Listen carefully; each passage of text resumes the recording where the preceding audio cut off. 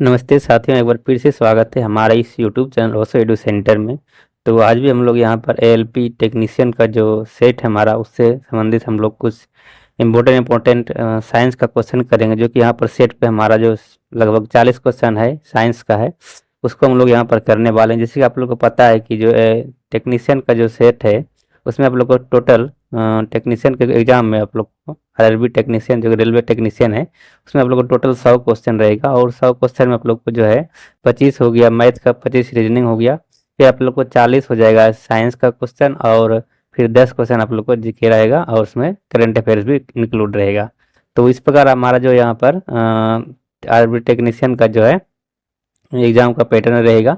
और यहाँ पर देख रहे हैं हम लोग कि 40 क्वेश्चन जो है सिर्फ साइंस का रहेगा, मतलब साइंस का जो वेटेज है वो ज़्यादा है इस एग्ज़ाम में, क्योंकि टेक्नीशियन एग्जाम है, टेक्नीशियन वाला ये परीक्षा है, तो इसमें आप लोगों को साइंस पोर्शन ज़्यादा रहेगा ही। तो हम लोग यहाँ पर साइंस पोर्शन ही कर रहे हैं, यहाँ पर एक सीरीज स्टार्ट किया हूँ साइंस के लिए।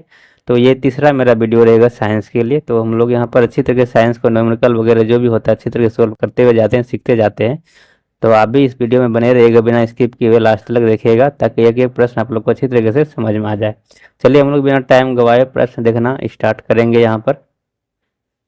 तो हमारा यहाँ पर जो 50 क्वेश्चन तो हो गया मैथ रीजनिंग का। यहाँ पर हमारा 51 नंबर क्वेश्चन से समान विज्ञान मतलब साइंस वाला पोर्शन स्टार्ट होता है। तो हम लोग साइंस वाला पोर्शन करते हैं। तो हमारा यहाँ पर जो 51 नंबर प्रश्न है, इसमें आप लोग को पूछा जा रहा है कि चुंबकशीलता का ऐसा मात्रक क्या होता है। तो चुंबकशीलता का ऐसे मात्रक क्या होता है, यह बताना है। और आप लोग को बता दूं कि चुंबकशीलता, जिसको हम लोग परमेबिलिटी बोलते हैं इंग्लिश में, चुंबकशीलता को हम लोग इंग्लिश में परमेबिलिटी बोलते हैं। इसको लिखते हैं इस प्रकार, PERMEABILITY, ये इंग्लिश वर्ड होता है, मतलब चुंबकशीलता का परमेबिलिटी होता है इंग्लिश में। और इसको हम लोग अगर डिनोट करना बात करें, इसको हम लोग डिनोट करते हैं म्यू से, इसे सूचित करते हैं। इसको परमेबिलिटी को हम लोग इस प्रकार सूचित करते हैं, इसका संकेत होता है ये। और बात करें हम लोग अगर निर्वात की बात करें, तो निर्वात में इसको हम लोग इस प्रकार डिनोट करते हैं, यहाँ पर नोट लगा देते हैं। तो ये निर्वात के लिए म्यू होता है, और इसमें नोट लगा देते हैं। तो और म्यू नॉट का वैल्यू जो होता है, ये भी आप लोग याद रखिएगा। म्यू नॉट का वैल्यू लिख देता हूँ। म्यू नॉट का वैल्यू होता है 4 पाई इंटू 10⁻⁻⁷, और इसका जो यूनिट हो जाएगा वो हो जाएगा हेनरी पर मीटर। हेनरी पर मीटर होता है, तो ये भी आप लोग याद रखिएगा। तो हम लोग यहाँ पर देख लिए कि म्यू नॉट का वैल्यू जो होता है वो होता है 4 पाई इंटू 10⁻⁻⁷ हेनरी पर मीटर होता है म्यू नॉट का वैल्यू।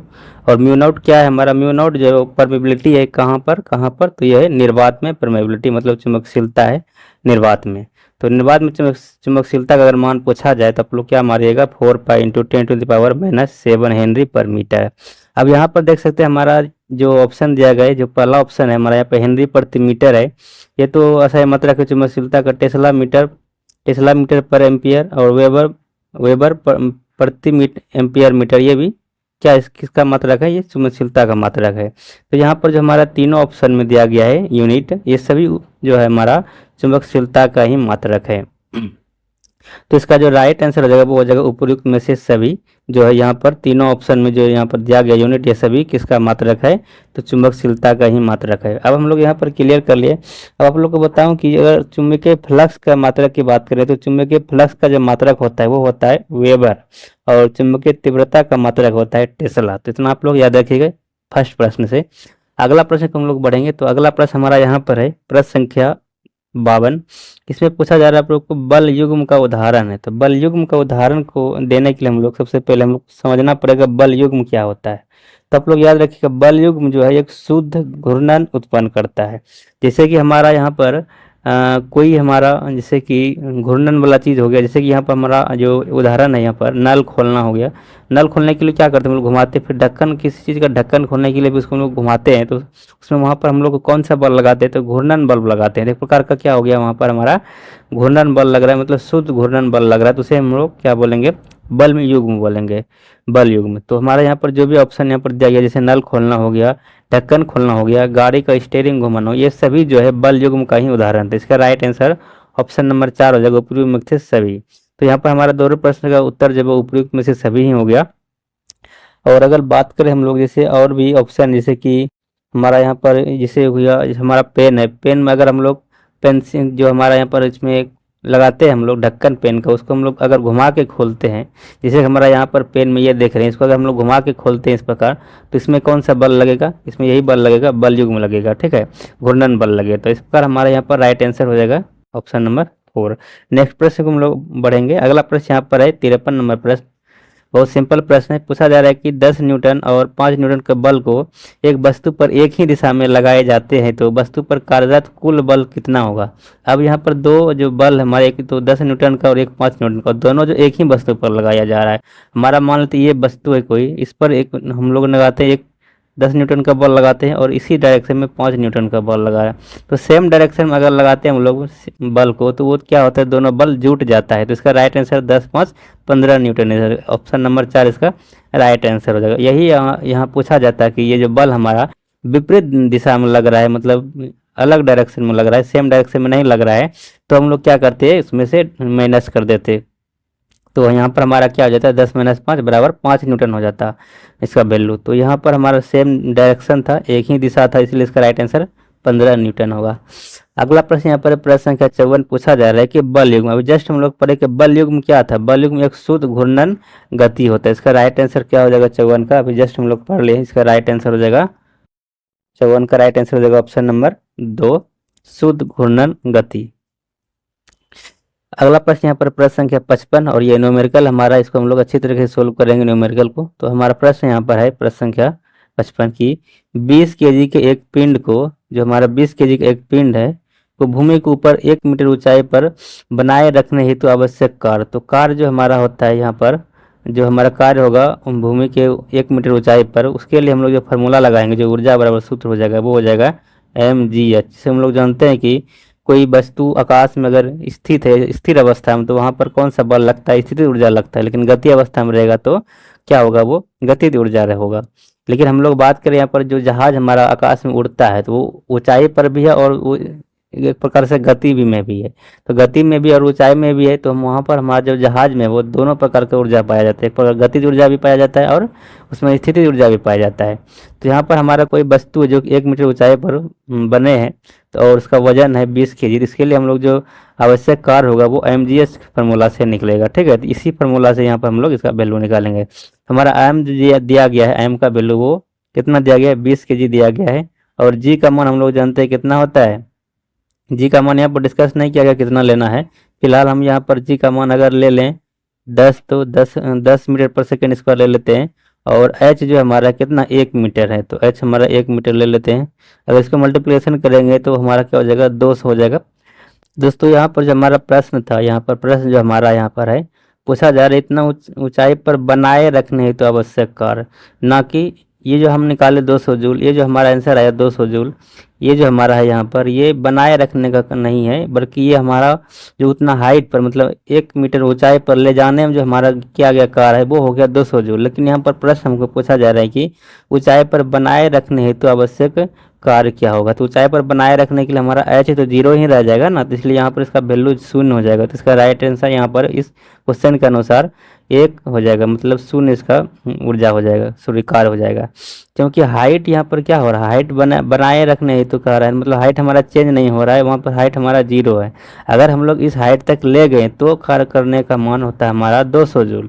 लेकिन हम यहाँ पर प्रश्न में पूछा गया है कि इतना ऊंचाई पर बनाए रखने हेतु का आवश्यक कार्य, तो इतना ऊंचाई पर बनाए रखने के लिए हमारा हाइट में कुछ चेंज हो नहीं रहा है, तो हाइट हमारा 0 ही हो जाएगा। तो हमारा यहाँ पर इसका कार्य जो हो जाएगा वो आवश्यक कार्य 0 हो जाएगा। तो इसको आप लोग थोड़ा देखिएगा, ध्यान दीजिएगा, यहाँ पर थोड़ा मिस्टेक कर दिया था। तो अगले प्रश्न हम लोग बढ़ेंगे।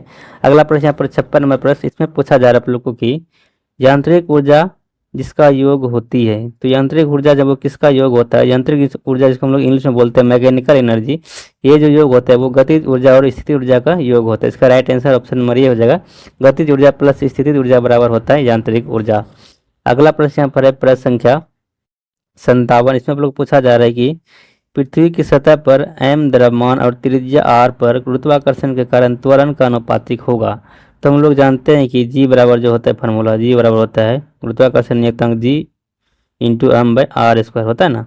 तो यहाँ पर g को हम लोग कैंसिल कर देंगे, तो यहाँ पर हमारा बचेगा क्या, क्योंकि जी हमारा एक क्या है, नियतांक है, तो हमारा बचेगा क्या, m/r²। तो यहाँ पर देख सकते हैं आप लोग ऑप्शन नंबर ये हमारा m/r², इसका राइट आंसर ऑप्शन नंबर ये हो जाएगा। नेक्स्ट प्रश्न हम लोग बढ़ेंगे। नेक्स्ट प्रश्न यहाँ पर 58 नंबर प्रश्न, और ये न्यूमेरिकल हमारा है, इसको हम लोग अच्छी तरीके से सोल्व करेंगे। तो हमारा यहाँ पर है कि एक इलेक्ट्रॉन पर आवेश जो है 1.6 गुना 10⁻⁻19 है। आगे हमारा कि धारा जो वो 300 मिली एम्पियर दिया गया, यहाँ पर धारा जो हमारा एम्पियर में ना देखे मिली एम्पियर में दिया गया है। तो एक मिनट में एक लैंप से कितने इलेक्ट्रॉन गुजरेंगे, तो कितने इलेक्ट्रॉन गुजरते ही वो फाइंड करना, मतलब हमको n फाइंड करना, इलेक्ट्रॉन की संख्या फाइंड करना है। तो इसके लिए फार्मूला आप लोग को जानना पड़ेगा। तो हम लोग इसको अच्छी तरीके से सोल्व करेंगे फार्मूला के माध्यम से। तो सबसे पहले हम लोग जानते हैं कि यहाँ पर देख सकते हैं आप लोग, सबसे पहले हम लोग जानते हैं कि करेंट मतलब I बराबर जो सूत्र होता है, I बराबर होता है करेंट को हम लोग मतलब धारा को I से डिनोट करते हैं, और I बराबर सूत्र होता है Q/T। और Q हमारा क्या है, तो Q हमारा आवेश है और T समय है। तो धारा बराबर जो सूत्र होता है वो आवेश बटे समय होता है, I बराबर Q/T होता है। अब यहाँ पर हमारा Q बराबर जो सूत्र होता है वो N/E होता है, जहाँ पर N हमारा इलेक्ट्रॉन की संख्या है और E जो हमारा इलेक्ट्रॉन का आवेश है, और T हमारा यहाँ पर समय हो गया।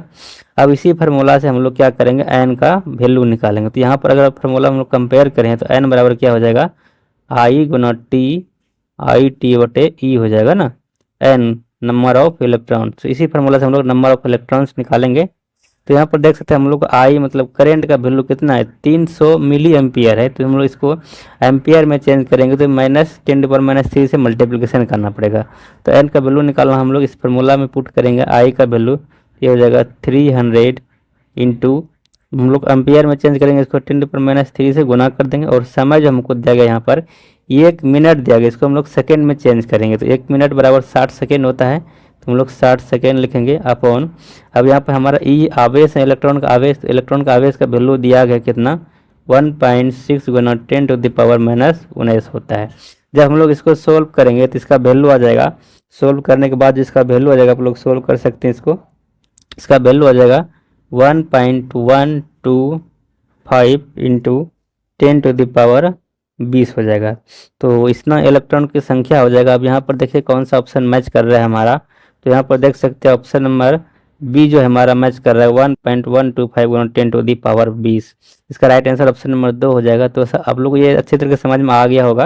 ये फार्मूला आप लोग याद रखिएगा, फार्मूला के माध्यम से यहाँ पर क्या कहते हैं टेक्नीशियन में सारा सवाल बनने वाला है साइंस का। तो अगला प्रश्न हम लोग पढ़ते हैं। अगला प्रश्न यहाँ पर था हमारा प्रश्न संख्या 59। इसमें आप लोगों को पूछा जा रहा है 59 में प्रश्न में कि ऐसे पदार्थ जिसका जलीय विलयन जल से अच्छा बिजली का चालक होता है। ठीक है, तो यहाँ पर ऐसा विलयन बताना जो कि जल से अच्छा बिजली का चालक होता है। तो आप लोग को पता ही होगा, जिसमें कि लवण घुला हुआ रहेगा उसमें क्या होगा कि जल का बिजली का चालक होता है वहाँ पर। तो हमारे यहाँ पर साधारण लवण हो जाएगा इसका right answer option number C 3। इसका राइट आंसर हो जाएगा साधारण लवण, जो क्या होगा कि जलीय विलयन से अच्छा बिजली का चालक होता है। याद रखिएगा आप लोग। अगले प्रश्न को हम लोग बढ़ेंगे। अगला प्रश्न यहाँ पर 60 हमारा प्रश्न है, ये भी हमारा न्यूमेरिकल है और ये हमारा केमिस्ट्री का सवाल है। यहाँ पर पूछा जा रहा है कि 8 ग्राम अनिय OH को जल में घुलाकर 250 मिलीलीटर विलयन तैयार करने पर विलयन की मोलरता क्या होगा। तो मोलरता पूछा जा रहा है, पर मोलरता को हम लोग इंग्लिश में बोलते हैं मोलरिटी। तो मोलरिटी हम लोग को फाइंड करना है। तो जो हम लोग मोलरता को बोलते हैं इंग्लिश में वो बोलते हैं MOLERITY, मोलरिटी बोलते हैं। अब हम लोग को समझना पड़ेगा सबसे पहले कि मोलरता क्या होता है। तो आप लोग याद रखिए कि मोलरता जो होता है वो किसी 1 लीटर बिलियन में विलय की जो मोलों की संख्या होता है उसी को हम लोग मोलरता बोलते हैं। मतलब 1 लीटर हमारा कोई मान लेते हैं पानी है हमारा, उसमें हम लोग कोई सामान मिला रहे हैं, जैसे हमारा कोई स्याही हो गया, उसको हम लोग मिलाएंगे पानी में, तो उसमें जो मोलों की संख्या होगा 1 लीटर बिलियन में, तो उसी को हम लोग बोलते हैं मोलरता। तो वही हमको यहाँ पर फाइंड करना है कि मतलब मोलों की संख्या विलय में बटे जो हमारा बिलियन है उसमें, उसका हम लोग 1000 लीटर लेंगे, तो उसके अनुसार हम लोग इसको लीटर में लेंगे, तो उसके बाद हमारा जो है मोलरिटी निकलेगा। तो अब यहाँ पर हम लोग सोल्व करते हैं इसको अच्छी तरीके से। जो हमारे यहाँ पर दिया है सबसे पहले हम लोग मोलों की संख्या निकालेंगे NaOH में। हम लोग क्या कर रहे हैं, जल में घुला रहे हैं किसको, NaOH को। तो हमारा जो हमारा बिलियन हो गया वो जल हो गया, और हमारा जो यहाँ पर दिया गया है विलय वो हमारा NaOH है ना। तो हम लोग क्या करेंगे, इसका बिलियन का वैल्यू दिया गया 250 मिलीलीटर, तो इसको हम लोग लीटर में चेंज करेंगे। सबसे पहले हम लोग नंबर ऑफ मोल निकालेंगे, तो नंबर ऑफ मोल मतलब एम बराबर जो सूत्र होता है वो होता है कि जो हमारा ग्राम में दिया गया है वजन, वेट इन ग्राम, जो हमारा वजन दिया गया ग्राम में उतना बटे मोलिकुलर वेट ऑफ NaOH। तो यहाँ पर मोलिकुलर जो वेट हो जाएगा वो इसमें भाग देंगे तो हमारा नंबर ऑफ मोल जाएगा। तो 8 ग्राम हम लोग को दिया गया वेट इन ग्राम हो गया, और मोलिकुलर वेट हम लोग NaOH का निकालेंगे। तो हम लोग सबसे पहले इसका मोलिकुलर वेट निकाल लेते हैं। NaOH का मोलिकुलर वेट जो होगा वो निकाल लेते हैं। तो NaOH का मोलिकुलर वेट हो जाता है कितना, तो सबसे पहले सोडियम का जो हमारा वेट होता है, जैसे सोडियम का परमाणु संख्या 11 होता है और इसका द्रव्यमान संख्या हो जाता है 23। और हमारा यहाँ पर उसके बाद है ऑक्सीजन, ऑक्सीजन का हो जाएगा द्रव्यमान संख्या, मोलिकुलर वेट जो हो जाएगा वो क्या हो जाएगा, ऑक्सीजन का परमाणु संख्या 8 होता है और द्रव्यमान संख्या 16 होता है, और हाइड्रोजन का जो होता है वो 1 होता है द्रव्यमान संख्या। तो 34 9 1 10 हो गया और 3 1 4 40 हो गया। कितना मोलिकुलर वेट हो गया NaOH का कितना, 40। तो इसमें हम लोग क्या करेंगे, नंबर ऑफ मोल निकालेंगे। N इक्वल टू क्या होता है, वेट इन ग्राम, मतलब ग्राम में इसका द्रव्यमान बटे मोलिकुलर वेट होता है इसका। अब यहाँ पर हमारा जो वेट इन ग्राम दिया गया वो 8 ग्राम दिया गया है, तो 8 बटे 40 हो गया नंबर ऑफ मोल। तो इसको हम लोग क्या करेंगे, कटा देंगे तो हमारा हो जाएगा 1/5 हमारा हो गया नंबर ऑफ मोल। अब हम लोग क्या करेंगे, यहाँ पर मिलियन तैयार किए हैं तो हम लोग को क्या निकालना, मोलैरिटी। मोलैरिटी निकालना, मोलैरिटी को हम लोग कैपिटल M से डिनोट करते हैं, और मोलैरिटी बराबर होता है वेट जो हमारे यहाँ पर नंबर ऑफ मोल है उसका इनटू वॉल्यूम, मतलब आयतन, किस में, लीटर में। तो हमारा यहाँ पर N इक्वल टू जो वैल्यू आया है वो आया है, क्या आया हमारा N equal to value, N equal to आ गया है 1/5, और हमारा जो वॉल्यूम दिया गया है वो कितना दिया गया है, 250 मिलीलीटर दिया गया है। 250 मिलीलीटर दिया, इसको हम लोग लीटर में चेंज करेंगे तो 1000 से भाग दे देंगे, तो हमारा लीटर में चेंज होगा। और हम लोग इसको कटाएंगे तो ये 4 बार में कट जाएगा, और 4 को ऊपर ले जाएंगे हो जाएगा 4/5। ये हमारा क्या हो जाएगा, 4/5 जो हमारा आया यहाँ पर क्या हो जाएगा, इसको हम लोग द्रव्यमान सॉरी दशमलव में करेंगे तो 0.8 हो जाएगा। तो ये हमारा क्या हो गया, मोलैरिटी। तो यही हम लोग को फाइंड करना था, मोलैरिटी। देख सकते हैं 0.8 इसका राइट आंसर ऑप्शन नंबर 2 हो जाएगा। एक बार फिर से हम लोग यहाँ पर इसको डिस्कस करते हैं। तो हमारा यहाँ पर मोलैरिटी फाइंड करना था। मोलैरिटी बराबर जो होता है, सबसे पहले मोलरता जो हमको समझना पड़ेगा। तो मोलरता क्या होता है, सोल्यूट का जो हमारा मोल की संख्या है 1 लीटर इसमें बिलियन में, तो उसी को हम लोग करते हैं मोलरता। तो हम लोग का सबसे पहले मोल की संख्या निकालने के लिए क्या किए, वेट इन ग्राम जो हमारा NaOH का वजन दिया था वो निकाल लिए, और उसका मोलिकुलर वेट से भाग देकर नंबर ऑफ मोल निकाल लिए। फिर नंबर ऑफ मोल निकाले तो हम लोग उसके यहाँ से मोलरिटी का फार्मूला लगा लिए ये वाला, तो इससे हम लोग निकाल लिए मोलरिटी निकाल लिए। तो ये प्रश्न आप लोग को समझ में आ गया होगा, इसका राइट आंसर ऑप्शन नंबर 2 हो जाएगा। अगला प्रश्न हम लोग बढ़ते हैं। अगला प्रश्न यहाँ पर प्रश्न संख्या 61। इसमें आप लोग को पूछा जा रहा है कि समतल दर्पण में प्रतिबिंब होता है। तो समतल दर्पण में प्रतिबिंब आप लोग को पता है कि आभासी और सीधा होता है, इसका राइट आंसर ऑप्शन नंबर 3 हो जाएगा। नेक्स्ट प्रश्न यहाँ पर 62 नंबर प्रश्न, इसमें पूछा जा रहा है कि दूरबीन का आविष्कार किसने किया है। तो दूरबीन का आविष्कार आप लोग जानते हैं कि गैलीलियो के द्वारा किया गया, इसका राइट आंसर क्या हो जाएगा, ऑप्शन नंबर ये हो जाएगा, गैलीलियो के द्वारा दूरबीन का आविष्कार किया गया है। और गुटेनबर्ग का बात करें हम लोग, तो गुटेनबर्ग ने छापेखाना का आविष्कार किया। तो छापेखाना जो हमारा मशीन होता है उसका आविष्कार जो गुटेनबर्ग के द्वारा ही किया गया है। और एडिसन ने आप लोग को पता है कि बल्ब का आविष्कार किया है। और ग्राहम बेल ने क्या चीज़ का आविष्कार किया है, तो ग्रामोफोन का आविष्कार किया गया है ग्राहम बेल के द्वारा। अगला प्रश्न यहाँ पर प्रश्न संख्या 63। इसमें आप लोग को पूछा जा रहा है कि आर्क वेल्डिंग में आवश्यक जो हमारा DC वोल्टता है वो कितना होता है। तो आर्क वेल्डिंग में जो आवश्यक DC वोल्टता होता है वो 120 से 75 वोल्ट होता है, और ये DC वोल्ट होता है। इसका राइट आंसर ऑप्शन नंबर 3 हो जाएगा। आप लोग को पता है कि DC वोल्ट का आवृत्ति जो होता है वो क्या होता है, 0 होता है। नेक्स्ट प्रश्न यहाँ पर 64 नंबर प्रश्न, इसमें पूछा जाए आप लोग की चुंबकीय ध्रुव पर नमन कोण कितना होता है। तो याद रखिए लोग, चुंबकीय ध्रुव पर जो नमन कोण होता है वो होता है 90 डिग्री। इसका राइट आंसर ऑप्शन नंबर 3 हो जाएगा, 90 डिग्री से। और ये पता आप लोगों की नमन कोण क्या होता है। तो नमन कोण आप लोग को बता दूं कि नमन कोण जो होता है वो चुंबकीय क्षेत्र की दिशा तथा क्षैतिज दिशा के बीच का कोण को हम लोग नमन कोण ही बोलते हैं। तो इसका जो चुंबकीय ध्रुव पर मान होता है वो 90 डिग्री होता है। अगला प्रश्न यहाँ पर कि मेसर का उपयोग होता है। तो मेसर का उपयोग हम लोग किस चीज में करते हैं ये बताना है। तो आप लोग को बता दूं कि मेसर का उपयोग जो इसका की फुल फॉर्म में होता है वो आप लोग बता दूं, मेसर का फुल फॉर्म होता है microwave amplification by stimulated emission of radiation. इसको हम लोग, ये मेसर हमारा शॉर्ट नेम है, ये हो गया MEASER। ये शॉर्ट नाम है। इसका प्रयोग जो किया जाता है वो किया जाता है आँखों के इलाज के लिए। तो इसका राइट आंसर ऑप्शन नंबर 3 हो जाएगा। आँखों की बीमारी के इलाज के लिए इसका प्रयोग किया जाता है। और परमाणु घड़ी को इम्प्रूव करने में भी इसका प्रयोग किया जाता है मेसर का। तो अगले प्रश्न को हम लोग बढ़ेंगे। अगला प्रश्न यहाँ पर आ जाएगा अपना प्रश्न संख्या कितना 66। और प्रश्न संख्या 66 में देखते हैं हमारा क्या है यहाँ पर। प्रश्न संख्या 66 में आपको क्या पूछा जा रहा है कि कैंडेला जो वो किसका मात्रक है ये बताना है। तो आप लोग को पता है कि कैंडेला जो मात्रक है वो किसका है, तो वो ज्योति तीव्रता का ऐसे मात्रक है कैंडेला। इसका राइट आंसर ऑप्शन नंबर 4 हो जाएगा, ज्योति तीव्रता। अगला प्रश्न यहाँ पर प्रश्न संख्या 67, इसमें आप लोग को पूछा जा रहा है कि अश्व यदि एकाएक चलना प्रारंभ कर दे तो अश्वरोही को गिरने की आशंका का कारण क्या है। तो आप लोग पता है कि ये जो गिरने का आशंका कारण वो विश्राम का जड़त्व के कारण गिरेगा। इसका राइट आंसर ऑप्शन नंबर 3 हो जाएगा, विश्राम के जड़त्व के कारण। और जड़त्व आघूर्ण का आप लोग को पता है कि फॉर्मूला क्या होता है, आई इक्वल टू क्या होता है, एम आर स्क्वायर होता है, एम आर स्क्वायर ये जड़त्व आघूर्ण का फॉर्मूला होता है। और द्रव्यमान संरक्षण के नियम आप लोग को पता है, ये जो दिया गया था वो इसका प्रतिपादन जो किया गया था वो लेवोसिए के द्वारा किया गया था, याद रखिएगा। और गति का तीसरा नियम क्या है, गति का तीसरा नियम वह है क्रिया प्रतिक्रिया बल जो होता है उसी को हम लोग गति का तीसरा नियम बोलते हैं। अगला प्रश्न यहाँ पे प्रश्न संख्या 68, इसमें आप लोग को पूछा जाएगा पृथ्वी का पलायन वेग कितना होता है। तो पृथ्वी का पलायन वेग जो होता है वो 11.2 किलोमीटर पर सेकेंड होता है। इसका राइट आंसर ऑप्शन नंबर ये हो जाएगा, पृथ्वी का पलायन वेग आप लोग को पता है 11.2 किलोमीटर पर सेकेंड होता है। और हम लोग बात करें यहाँ पर चंद्रमा का पलायन वेग का, तो चंद्रमा का पलायन वेग जो होता है वो 2.38 किलोमीटर पर सेकेंड होता है, ये भी आप लोग याद रख लीजिएगा।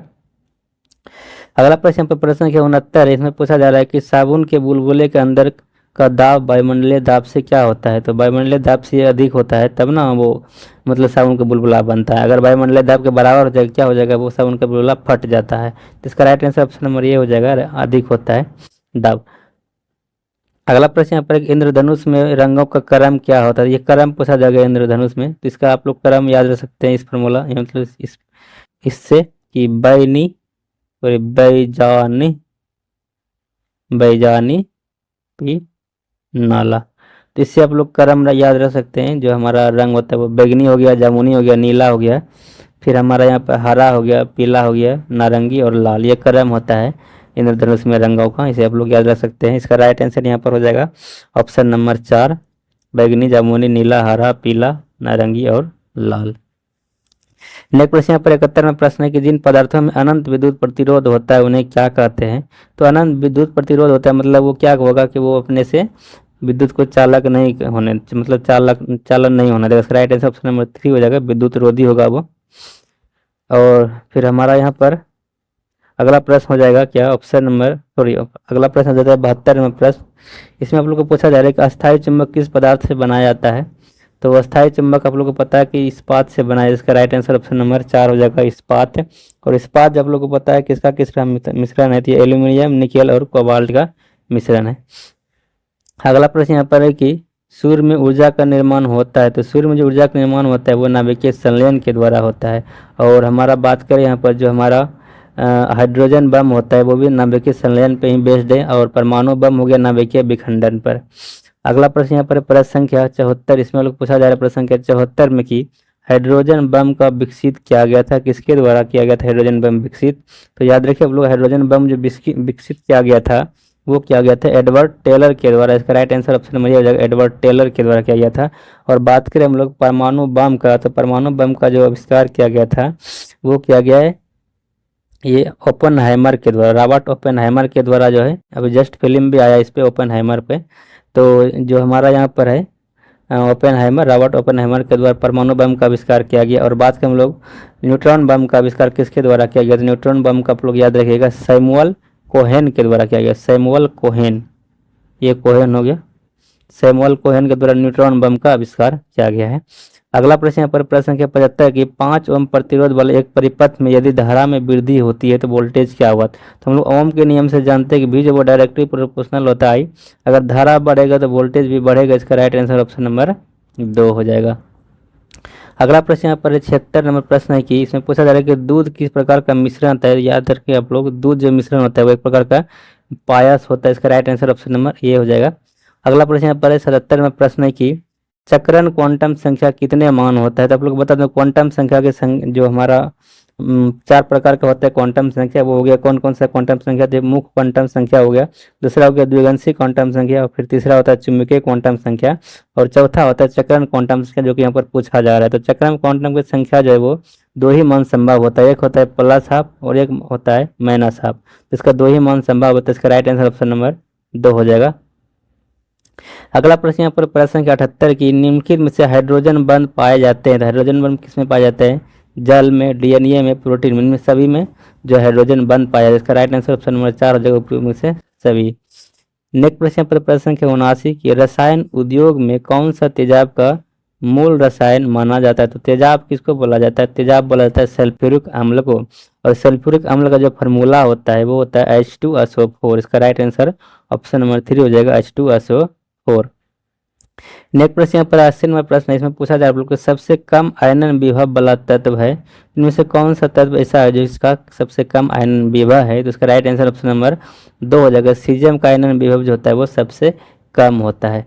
नेक्स्ट प्रश्न यहाँ पर 81 नंबर प्रश्न है, इसमें पूछा जा रहा है कि चिली साल्टपेटर जो हमारा होता है उसका रासायनिक नाम क्या है। तो याद रखिए हम लोग, चिली साल्टपेटर का जो रासायनिक नाम होता है वो होता है, चिली साल्टपेटर का जो रासायनिक नाम है, याद रखिए आप लोग, चिली साल्टपेटर जो हमारा रासायनिक नाम होता है वो होता है NaNO3। ये फार्मूला हो गया इसका, NaNO3 जो होता है वो चिली साल्टपेटर का फार्मूला होता है। इसको हम लोग बोलते हैं क्या, सोडियम नाइट्रेट बोलते हैं। तो इसका सोडियम नाइट्रेट बोलते हैं, इसका राइट आंसर ऑप्शन नंबर 3 हो जाएगा, सोडियम नाइट्रेट। तो याद रखिए चिली साल्टपेटर को हम लोग सोडियम नाइट्रेट बोलते हैं। और हम लोग आगे बात करें यहाँ पर पोटेशियम नाइट्रेट का, हमारा यहाँ पर ऑप्शन नंबर 1 पोटेशियम नाइट्रेट है, इसको हम लोग सोडा क्या बोलते हैं, सोडा बोलते हैं, सोडा। तो सोडा हम लोग पोटेशियम नाइट्रेट को ही बोलते हैं सोडा। और बात करें हम लोग यहाँ पर सोडियम कार्बोनेट का, तो सोडियम अगर हम लोग क्या कहते हैं, सोडियम कार्बोनेट Na2CO3 में अगर हम लोग 10H2O लगा दें, 10H2O लगा दें तो ये हमारा क्या हो जाता है, ये धोबन सोडा हो जाता है। तो Na2CO3 इंटू 10H2O जो हमारा किसका फार्मूला होता है, वो धोबन सोडा का फार्मूला होता है। और यहाँ पर हमारा अगला प्रश्न आ जाता है 82 नंबर प्रश्न, इसमें आप लोग को पूछा जा रहा है कि हीरे का बिक्री का भार की इकाई कैरेट होती है, 1 कैरेट बराबर होता है। तो आप लोग को पता है कि हीरे का हीरा जो है, सॉरी यहाँ पर आप लोग को पता है कि कैरेट जो है हम लोग सोने की शुद्धता मापते हैं। ये तो बात सही है कि सोने की शुद्धता जब मापते हैं हम लोग कैरेट में मापते हैं, लेकिन ये भी बात सही है कि हीरे की बिक्री का भार का इकाई जो होता है वो कैरेट ही होता है। इसलिए आप लोग याद रखिएगा कि हीरे का बिक्री का जो भार का इकाई होता है वो कैरेट ही होता है, और हम लोग सोने की शुद्धता को कैरेट में ही मापते हैं, ठीक है। तो यहाँ पर हमारा जो इकाई होता है, एक इकाई बराबर जो कैरेट में होता है, 1 कैरेट बराबर जो होता है वो होता है 200 मिलीग्राम। तो इसका राइट आंसर ऑप्शन नंबर 2 हो जाएगा, 200 मिलीग्राम होता है 1 कैरेट बराबर, जो हमारा हीरे का जो भार की इकाई होता है कैरेट, उसी में हम लोग बात कर रहे हैं यहाँ पर कि 1 कैरेट बराबर होता है 200 मिलीग्राम। अगला प्रश्न यहाँ पर है हमारा 83 में प्रश्न की AB रक्त समूह में क्या होता है। यहाँ पर 4 ऑप्शन देगा, एंटीजन नहीं होते, एंटीबॉडी नहीं होते, ना तो एंटीजन और ना ही एंटीबॉडी होते हैं। तो यहाँ पर हमारा AB जो है, AB हमारा क्या है आप लोग को पता, एक रक्त का समूह है, और AB को हम लोग ही बोलते हैं सर्वग्राही, जो रक्त समूह होता है वही AB होता है, और सर्वदाता जो होता है वो O ग्रुप होता है। तो AB में हमारा जो सर्वग्राही मतलब सभी प्रकार के खून ले सकते हैं, इसलिए उसको बोलते हैं, इसका कोई एंटीबॉडी नहीं होता है। इसका राइट आंसर नंबर 2 हो जाएगा, इसमें कोई भी एंटीबॉडी नहीं होता है। अगला प्रश्न यहाँ पर प्रश्न संख्या 84, प्रश्न संख्या 84 में हम लोग को पूछा जा रहा है कि निम्नलिखित में से कौन सा तत्व पौधे के विकास के लिए आवश्यक नहीं है। तो पौधों के विकास के लिए इनमें से कौन सा तत्व आवश्यक नहीं है, 4 ऑप्शन हमारा यहाँ पर है, जिससे कि हमारा हो गया सोडियम, हो गया पोटेशियम, मैग्नीशियम और कैल्शियम है। तो बता दें आप लोग को कि पौधों के जो विकास के लिए जो है वो सोडियम का आवश्यकता नहीं होता। इसका right answer option number A हो जाएगा। अगला प्रश्न पर 85 नंबर प्रश्न है कि मानव मस्तिष्क का वजन कितना होता है, ये बताना है। जो मानव मस्तिष्क का जो वजन होता है वो मनुष्य के शरीर का कितना % होता है, इसके अनुसार ऑप्शन दिया गया है। तो आप लोग बता दूं, जैसे मानव मस्तिष्क का वजन ऐसे तो होता है 1300 से 1400 ग्राम, आप लोग को पता है 1300 से लेकर 1400 ग्राम तक होता है मानव मस्तिष्क का वजन। लेकिन यहाँ पर पूछा जा रहा है कि मनुष्य के शरीर के वजन का कितना % होता है। तो याद रखिए आप लोग, जब मनुष्य का जो मस्तिष्क का वजन होता है वो शरीर के वजन का कुल वजन का 2% होता है। इसका राइट आंसर ऑप्शन नंबर 1 हो जाएगा। और बात करें हम लोग यहाँ पर मानव के शरीर में रक्त का वजन जो होता है वो कितना होता है, मानव शरीर में रक्त का वजन होता है वो शरीर के वजन का 7% होता है। ये दो बात याद रखिएगा, मस्तिष्क का वजन हो गया 2% और रक्त का वजन 7%। अगला प्रश्न है 85 नंबर प्रश्न है कि निम्नलिखित में से कौन सा हार्मोन स्तन ग्रंथियों से दुग्ध स्राव होने में भूमिका निभाता है। तो स्तन ग्रंथियों से दुग्ध स्राव होने में जो भूमिका निभाती है वो जो हमारा हार्मोन है वो ऑक्सीटोसिन हार्मोन है। इसका राइट आंसर ऑप्शन नंबर 3 हो जाएगा, ऑक्सीटोसिन हार्मोन। और बात करें हम लोग यहाँ पर एड्रीनेलिन जो हमारा हार्मोन हमारा यहाँ पर इसको हम लोग क्या बोलते हैं, तो एड्रीनेलिन हार्मोन को हम लोग बोलते हैं लड़ो उड़ो हार्मोन। तो इसे हम लोग क्या बोलते हैं, लड़ो उड़ो हार्मोन एड्रीनेलिन हार्मोन को बोलते हैं। और थायरोक्सिन हार्मोन को पता है कि थायरोक्सिन हार्मोन आयोडीन होता है, और अगर ये नहीं रहेगा तो इसकी कमी से गलगंड बीमारी हो जाता है, आप लोग को पता है। और प्रोजेस्टेरॉन जो हमारा है यहाँ पर ये स्त्रीलिंग हार्मोन है, यह स्त्री के गर्भ से संबंधित होता है। लेकिन नेक्स्ट प्रश्न यहाँ पर 47 नंबर प्रश्न है 87 नंबर की, पोलियो वैक्सीन की खोज किसके द्वारा किया गया है। तो याद रखें हम लोग, पोलियो वैक्सीन और एक पोलियो ड्रॉप, इन दोनों का आविष्कार का आप लोग जरूर ही याद रखना चाहिए। तो यहाँ पर हमारा पोलियो वैक्सीन मतलब पोलियो को टीका पूछा गया है, तो पोलियो को टीका जो आविष्कार किया गया है वो जॉन साल के द्वारा किया गया है। और बात करें हम लोग पोलियो ड्रॉप मतलब जो बूंद पिलाते हैं पोलियो का, उसका आविष्कार किसने किया, तो वो किया गया है एल्बर्ट सॉबिन के द्वारा। एल्बर्ट सॉबिन के द्वारा जो यहाँ पर हमारा आविष्कार किया गया है, किसका किसका किया गया, पोलियो ड्रॉप का। तो पोलियो ड्रॉप का जो हमारा जो आविष्कार किया गया है वो किया गया एल्बर्ट सॉबिन के द्वारा।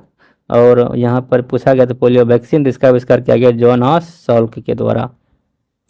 अगला प्रश्न पर 88 नंबर प्रश्न, ओरिनोलॉजी किसका अध्ययन है। याद रखिए ओरिनोलॉजी जो अध्ययन है वो अध्ययन किसका है, यह बताना। 4 ऑप्शन यहाँ हम लोग को दिया गया है, भगवान, फिर सपने, नींद और रंग। तो किसका अध्ययन है, तो आप लोग बता दो ओरिनोलॉजी जो ये सपनों का अध्ययन है, इसका राइट आंसर हो जाएगा ओनोरियोलॉजी, वो सपने का अध्ययन, ऑप्शन नंबर 2 इसका राइट आंसर हो जाएगा सपना। और बात करें हम लोग अगर भगवान का अध्ययन का, तो भगवान का अध्ययन हम लोग बोलते हैं थियोलॉजी, तो थियोलॉजी बोलते हैं भगवान का अध्ययन को। और नींद का जो अध्ययन होता है, नींद का अध्ययन उसको बोलते हैं हम लोग पॉलीसोनोग्राफी बोलते हैं नींद के अध्ययन को। और रंग का अध्ययन के बात करें इसको बोलते हैं सिनेमैटिक्स, तो सिनेमैटिक्स हो गया हमारा रंग का अध्ययन। अगला प्रश्न यहाँ पर 89 में प्रश्न है कि इनमें से कौन सा कीट नहीं, इनमें से कौन जो वो कीट नहीं है बताना है। तो कीट हम लोग किसको बोलते हैं, जिसमें कि 3 जोड़ा पैर होता है उसको हम लोग कीट बोलते हैं। ठीक है, याद रखिए हम लोग। तो तितली हमारा सही है, कीट है, 3 जोड़ा पैर। तिलचट्टा को भी 3 जोड़ा पैर होता है, मच्छर को भी 3 जोड़ा पैर होता है, लेकिन मकड़ी को जब वो 4 जोड़ा पैर होता है, इसलिए ये कीट के वर्ग में नहीं आता। इसका राइट आंसर ऑप्शन नंबर 4 हो जाएगा। अगला प्रश्न है पर 90 नंबर प्रश्न, इसमें पूछा जा रहा है आप लोग के रक्त में प्रतिस्कंदक कार्य मतलब जो कि रक्त को जमने नहीं देता है। तो रक्त अगर जमने की बात होता है कि स्कंदक किसको बोलते हैं, तब बोलते हैं हम लोग फाइब्रोनोजिन। लेकिन यह पूछा जाएगा प्रतिस्कंदक मतलब जो रक्त को नहीं जमने देता है, तो ये होता है हिपेरिन। इसका राइट आंसर ऑप्शन नंबर 2 हो जाएगा हिपेरिन। तो ये प्रश्न मतलब क्या था कि इंपॉर्टेंट है कि यहाँ पर अगर पूछा जाए कि रक्त को जमने में कौन मदद करता है, तो फाइब्रिनोजिन हो जाएगा।